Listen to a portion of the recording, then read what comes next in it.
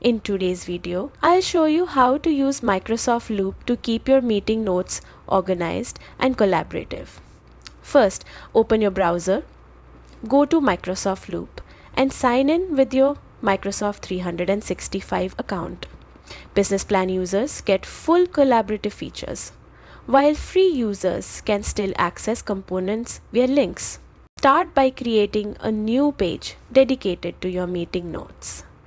Think of it as a digital notebook for agendas, action items, and decisions.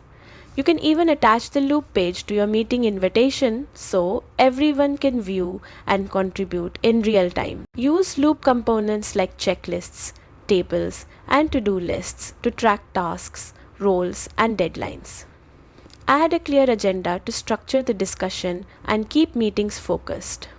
Organize your notes using bullet points, headings, and bold text for key points to make them easy to read later.